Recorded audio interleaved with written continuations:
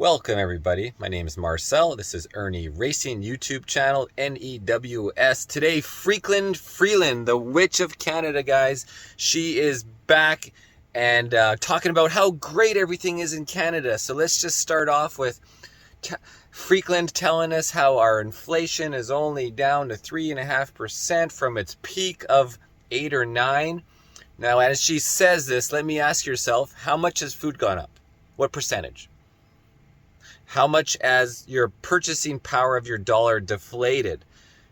How much does stuff cost now? How much does it cost to buy water, electricity, fuel, food, and your RVs, your entertainment devices? Well, in my personal opinion, everything has gone up from 50% to 100%, meaning things have doubled in price or they've gone up 1.5% in price.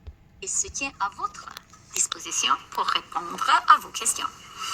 So let me start by highlighting the strength of the Canadian economy today, as well as the progress we've made together to support Canadians over these past few years.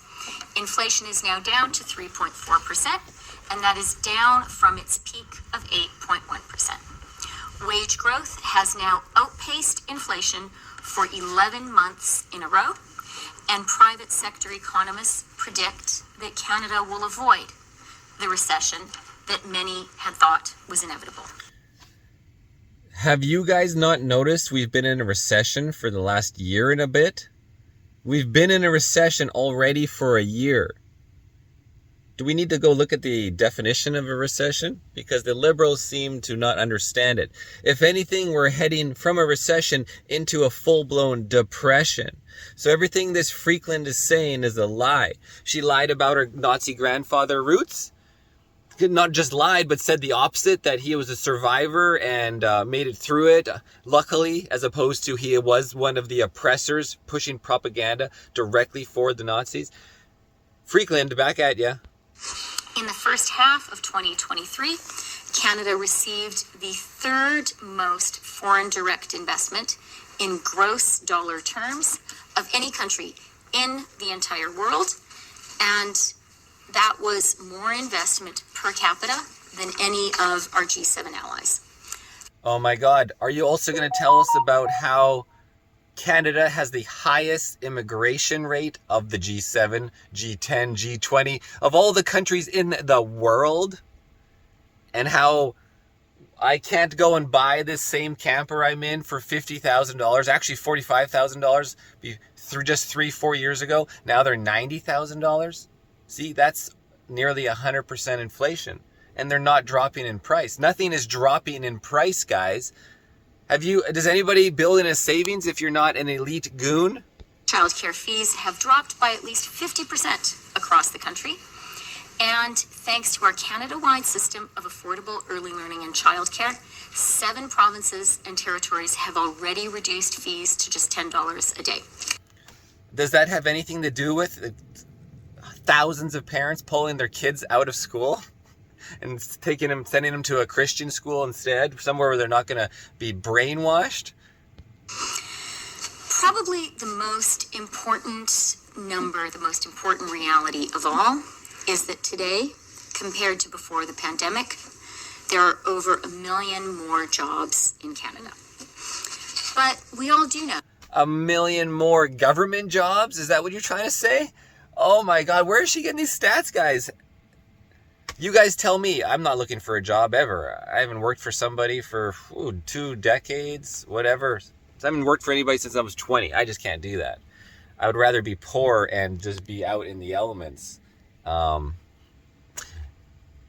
million extra jobs. So how many people work for the government? How many people I know the Canadian government in theory has doubled the workforce pre-pandemic, and then they doubled the workforce, and now they can bring them back down to half of what they are now, because we had everything functioning well before without double the workforce. That many Canadians are still struggling to make ends meet, struggling to juggle all of their bills at the end of the month, and to feel confident about their future.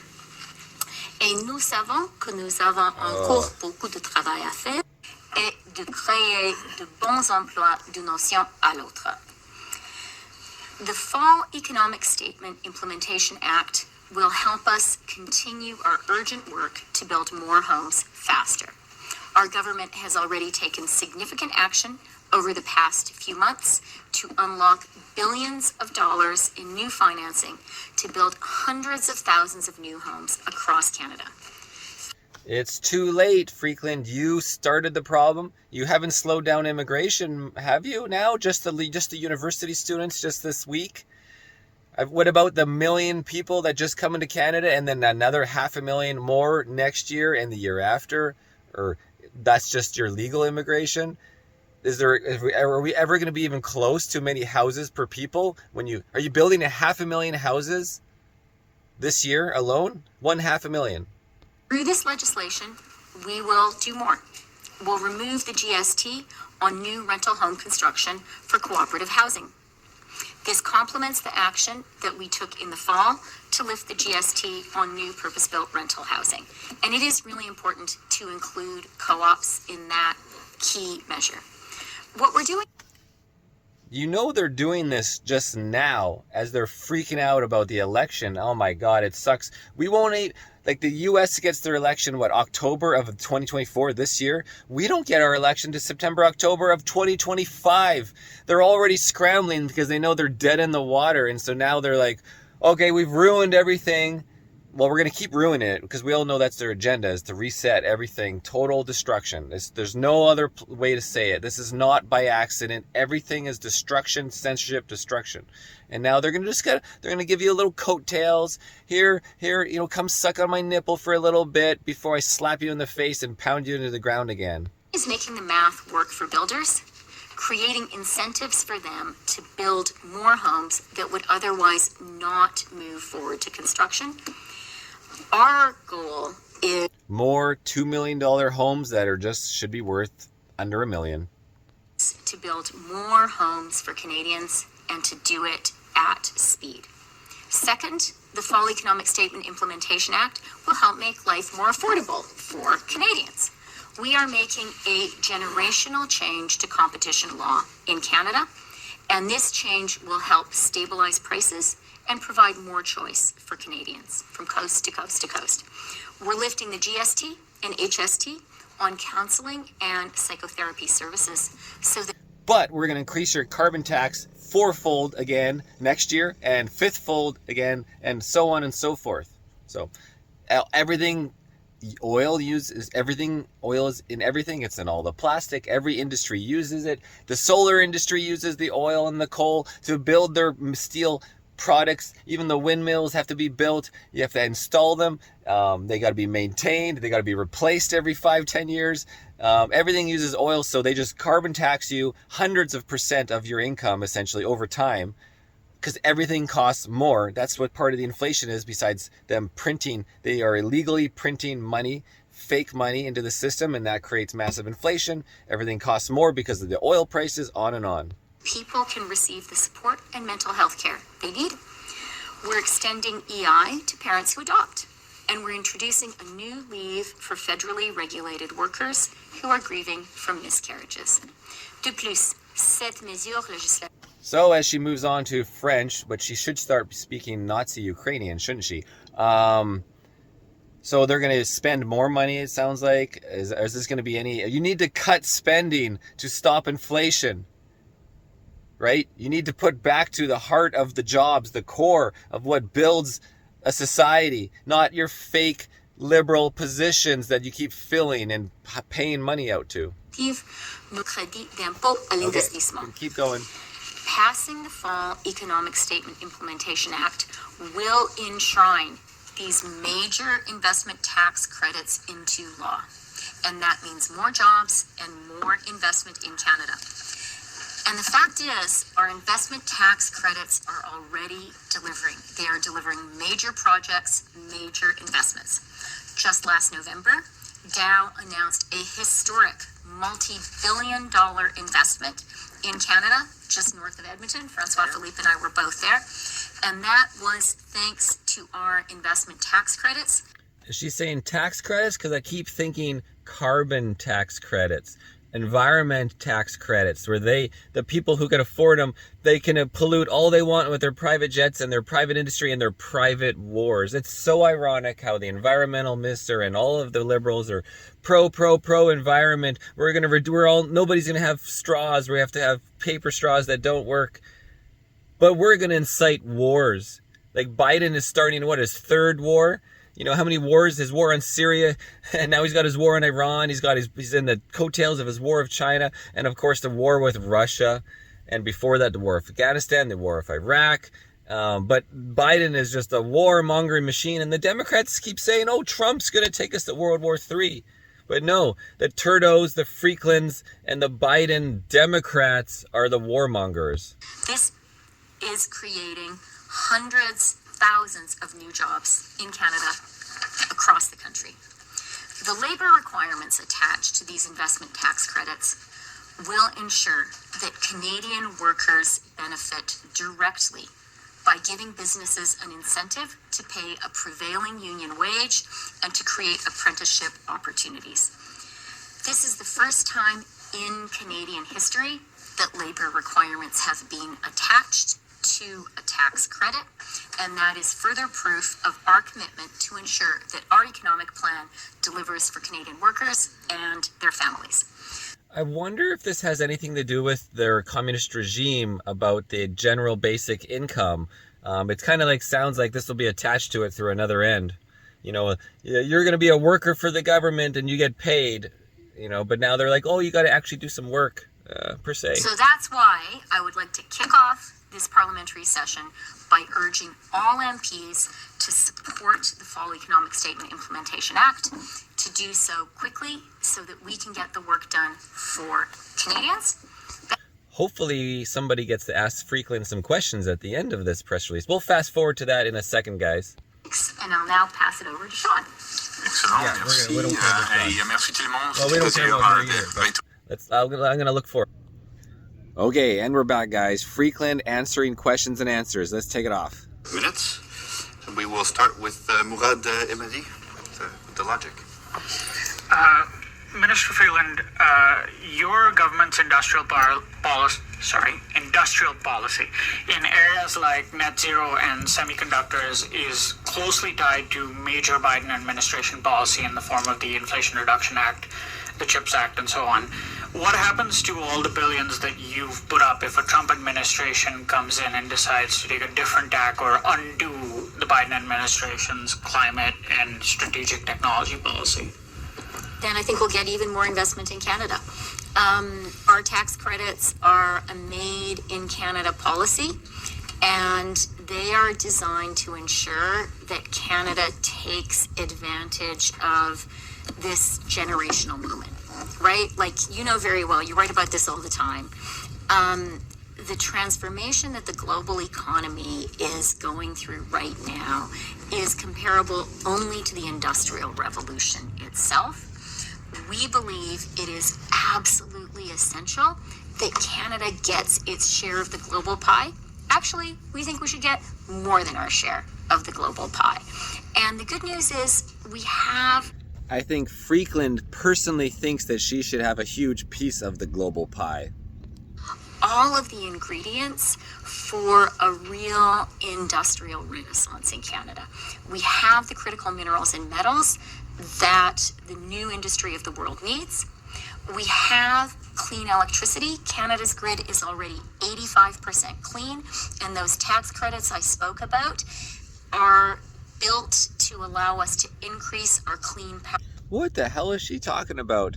Yes, we have all these minerals in Canada, but you guys have prevented us from using them. We've been importing, shipping, using more product to ship crappier product for us to make it at 3 times the price.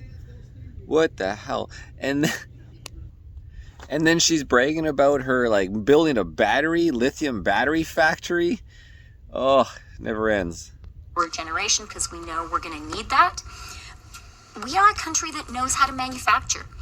There are other countries that let go of their industrial base. Canada has never done that. Having industry in Canada is serving us in very good stead. As Francois Philippe just said, and Sean talking about our great universities, we have the most educated people in the OECD. And when you put all of that together, turbocharged by our tax credits, we really believe that this is a moment of really great economic opportunity for Canada. And our job as a government is to be sure that our country is positioned to seize that opportunity.